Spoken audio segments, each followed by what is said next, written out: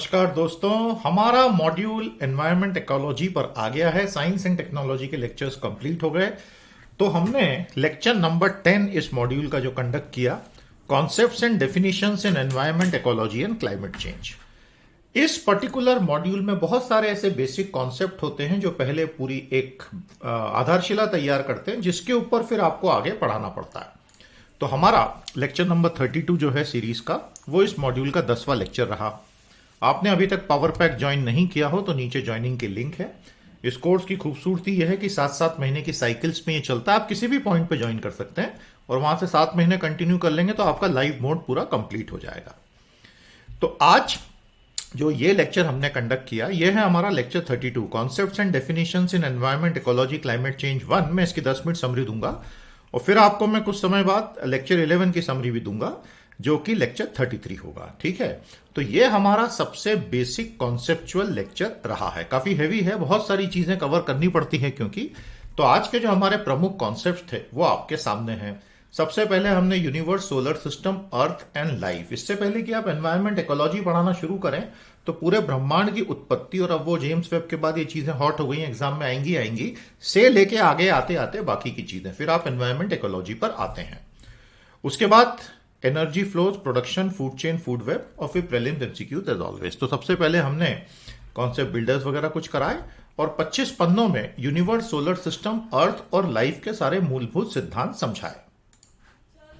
अब इसकी ब्यूटी ये है कि ये आगे ज्योग्राफी के अंदर भी रिपीट होता है, तो कुछ कुछ पोर्शंस वहां पर नए हो जाएंगे। बाकी का हमने सारा बेसिक यहां पे किया। पूरा का पूरा आपको जितना स्टडी मटेरियल है हर क्लास के बाद डाउनलोड मिल जाता है पावर पैक कोर्स में, और हिंदी में हर चीज पैरेलल में मिलती है। पढ़ाने का मोड हमारा बाइलिंगुअल रहता है, we teach in Hindi and English in parallel.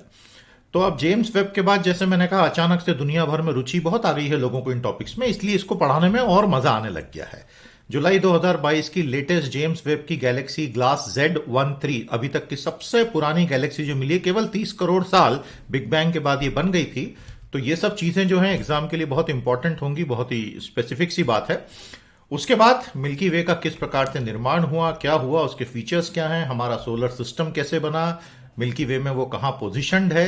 ऐसा करते करते करते इसकी सारी बेसिक बातें, पृथ्वी पर पानी कहां से आया। बहुत मजे की बात यही है कि पृथ्वी पर जल की उत्पत्ति जो है, maximum amount of water on earth जो इनिशियल बना था वो तो सब एस्केप हो गया, कॉमेट्स और एस्टेरॉइड से आया है, मोस्टली फ्रॉम एस्टेरॉइड्स। और जितना पानी सतह पे है उससे कई गुना पानी सतह के नीचे भी है। तो ये सब जो बेसिक बातें हैं ये बहुत अच्छे से बारीकी से बतानी पड़ती हैं। उसके अलावा प्लैनेट्स के बारे में कि भाई कौन सा प्लैनेट कितना दूर है। अगर आपसे एक बहुत मासूम सवाल पूछ लिया जाए कि मार्स और वीनस में से पृथ्वी के सबसे पास कौन सा है, तो ये दिमाग को घुमा देने वाला सवाल है। इसको बारीकी से थोड़ा सा देखना पड़ता है। सोलर सिस्टम की और जानकारियां, सबका एक्सेस, रोटेशन और ये सारी चीजें, क्योंकि कहीं ना कहीं ऑब्जेक्टिव क्वेश्चन में कुछ ना कुछ आगे पीछे बन सकता है। उसके बाद हमने पिछली क्लास में आपको एक एबल मॉडल के बारे में जो बताया था, वही एबल मॉडल फिर से आता है, advent of bio element. Biotechnology में इस चीज को हमने पहले लेक्चर में कवर किया था कि जीवन की जो उत्पत्ति हुई पृथ्वी पर, क्या दूसरी जगह भी हो सकती है। तो ये मेरा आपसे फिर से सवाल रहेगा कि क्या दूसरे ग्रहों पर जीवन हो सकता है। याद रखिएगा, यूट्यूब पर कितने भी रंग बिरंगे वीडियोज आप अलग अलग इन्फ्लुएंसर्स के देखें कि यहां जीवन मिल गया, वहां zero, there is no evidence of life anywhere in the universe as on today. I mean आज की तारीख में दुनिया में, हमारी पृथ्वी को छोड़ के पूरे ब्रह्मांड में कहीं भी जीवन का कोई पक्का सबूत नहीं है। तो इसलिए किसी भी तरह की उल्टी पुल्टी बातों पर मत जाइएगा, अपना दिमाग लगाइएगा। उसके बाद बायोलॉजिकल डेवलपमेंट की सारी बातें, और फाइनली 5 किंगडम्स ऑफ लाइफ जो रॉबर्ट विटेकर का एक पूरा का पूरा क्लासिफिकेशन है, उसके ऊपर विस्तार में चर्चा, क्योंकि इसके ऊपर सवाल बनते ही बनते हैं। प्लांट और एनिमल सेल्स की बेसिक स्ट्रक्चरिंग कैसे अलग होती है वो पूरा समझना। तो ऐसा करते करते पूरी समराइज करके फिर हम आ गए एनवायरनमेंट, इकोलॉजी और इकोसिस्टम्स की हमारी डेफिनेशंस पर।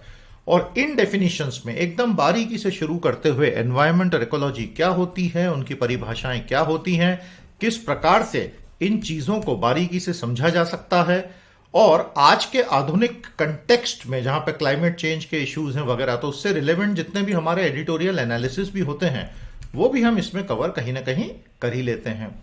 फिर नेचुरली सारी बेसिक चीजें पढ़ानी है, biotic components, abiotic components, autotrophs, heterotroph, consumers, producers, detritivores, ये सब जो बिल्कुल बेसिक होता है एनवायरनमेंट का, ये सब अच्छे से पढ़ाया जाता है।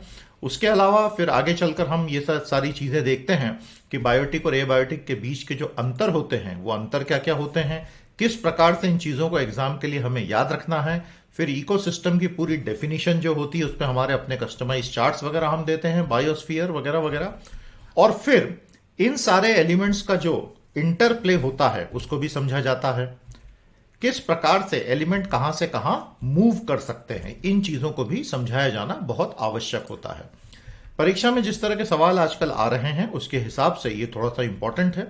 फिर और अंदर जाके पूरे organisation of life on planet earth में जब हम अंदर चलते हैं तो right from an atom up to the universe, पूरा का पूरा जो स्केल चलता है आपके सामने ही है, atom, molecule, cell, protoplasm, tissues, organs, organisms and species, population, community, ecosystem, biosphere, earth, solar system, galaxy, cluster, universe, ये काफी बारीकी से बताया जाता है। तो इस तरह से स्टूडेंट्स को एक कॉन्फिडेंस बनता है, एकदम बेसिक लेवल से आप शुरू करते हैं। उसके बाद इकोसिस्टम और हैबिटेट्स के ऊपर बात होती है, बायोम्स के ऊपर बात होती है, ग्लोबल एनवायरनमेंट फैसिलिटी, और फिर क्विक रिवीजन क्वेश्चंस वगैरह एक्स्ट्रा हमने करवा दिए। प्रीलिम्स के 800 से ज्यादा क्वेश्चन कोर्स में हम मैपिंग करके करवा रहे हैं, मेंस के क्वेश्चंस करवा रहे हैं। अगला सेक्शन हमारा आया energy flows, production, food chain और फूड वेब का। ये भी काफी क्रिटिकल सेक्शन होता है दोस्तों। तो ट्रॉफिक लेवल यानी जो पोषण या पोषी स्तर होते हैं उसके ऊपर पूरा का पूरा खेल चलता है। किसी भी इकोलॉजिकल सिस्टम में, फूड चेन में, फूड वेब में सिंपल फंडा होता है कि मैक्सिमम एनर्जी जो सन से आती है उसका कन्वर्जन फर्स्ट लेवल पर ऑटोट्रॉफ करते हैं, और वो भी बहुत कम ही कर पाते हैं पर यूनिट एरिया जो सन से एनर्जी आ रही है, हीट एनर्जी, लाइट एनर्जी। और फिर वहां से उस फूड चेन या फूड वेब में जैसे जैसे ट्रॉफिक लेवल ऊपर बढ़ता जाता है तो the amount of energy which gets transferred और कंज्यूम एक्चुअली रिड्यूस होता चला जाता है। तो उसके फिर पूरे इकोलॉजिकल पिरामिड्स होते हैं, सब होते हैं, जिसके ऊपर काफी सारा डेटा अवेलेबल है। तो ये ट्रॉफिक लेवल का कॉन्सेप्ट होता है कि कैसे एनर्जी एक्चुअली हर लेवल पर जो आप कंज्यूम करते हैं वो बढ़ती नहीं है बल्कि पर यूनिट वो कम होती चली जाती है। समझ में आ गया? कास्केड इंटरैक्शंस की कैसे एक डोमिनो इफेक्ट क्रिएट हो सकता है और उसके अलावा कास्केड इफेक्ट हो सकता है। आपने किसी फूड चेन में से एक एलिमेंट को हटाया तो हो सकता है कि तीसरे और पांचवें एलिमेंट पर असर आ जाए। तो ये सारे कास्केड इंटरैक्शंस के कॉन्सेप्ट होते हैं जिसके ऊपर विस्तार में समझाना पड़ता है। एनर्जी फ्लोज और ट्रॉफिक लेवल, उसके बाद दोनों लॉज ऑफ थर्मोडायनेमिक्स को अच्छे से पढ़ाना पड़ता है, क्योंकि एनर्जी फ्लोज को समझने के लिए लॉज ऑफ थर्मोडायनेमिक्स को समझना बहुत जरूरी है। तो क्या है दोनों लॉज ऑफ थर्मोडायनेमिक्स हमारे आज के लेक्चर के कंटेक्स्ट में? बहुत सिंपल है। फर्स्ट लॉ ऑफ थर्मोडायनेमिक, ऊष्मा गति का पहला नियम कहता है कि energy can not be destroyed और created, it can only be transform. तो एक्चुअली वही तो हो रहा है, सूर्य से जो ऊर्जा आ रही है वो प्लांट्स में ट्रांसफॉर्म ही तो हो रही है फोटोसिंथेसिस से। अच्छा, 50% ऑफ फोटोसिंथेसिस टेरेस्ट्रियल प्लांट करते हैं, लेकिन 50% मोटे तौर पर प्लैंकटन कर रहे हैं, समुद्रों में, नदियों में, झीलों में। तो आप और हम जो इस वक्त सांस ले रहे हैं उसमें से आधी ऑक्सीजन उन जीवों से आई है जिनको आप जानते भी नहीं, जिनसे आप कभी मिलेंगे भी नहीं, देख भी नहीं सकते, माइक्रोस्कोपिक प्लैंकटन जो प्लवक होते हैं। एनीवे, तो ट्रांसफॉर्म ही होती है। तो फर्स्ट लॉ ऑफ थर्मोडायनेमिक्स तो प्रूव हो जाता है एनवायरनमेंट के कंटेक्स्ट में। दूसरा लॉ क्या कहता है ऊष्मा गतिकी का, थर्मोडायनेमिक्स का?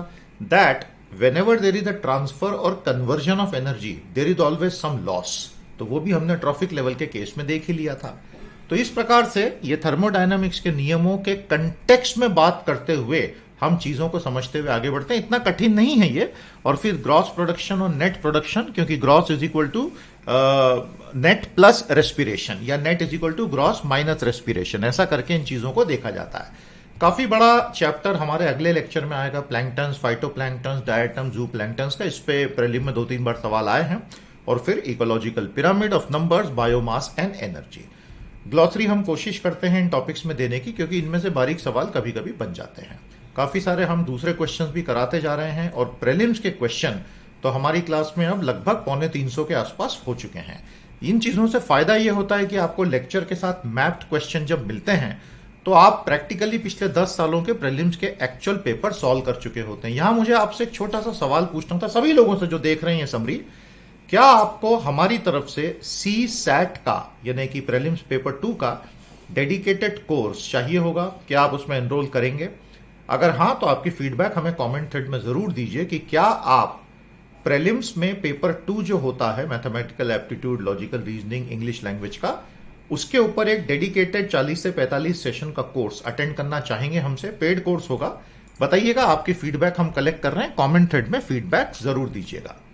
मेंस के क्वेश्चंस भी हैं। तो इसी के साथ हमारा ये जो लेक्चर था, lecture number 32 of series of 150, ये कंप्लीट हुआ। हम आप तक लेक्चर 33 कंडक्ट होने के बाद फिर से लेकर आएंगे पूरे 150 लेक्चर की समरी, और इसमें से 16 फुल लेक्चर आपको मिलेंगे। आपका प्यार बना रहे, चैनल को सब्सक्राइब करते चलें, दोस्तों को भी साथ में जोड़ते चलें। नमस्कार, जय हिंद।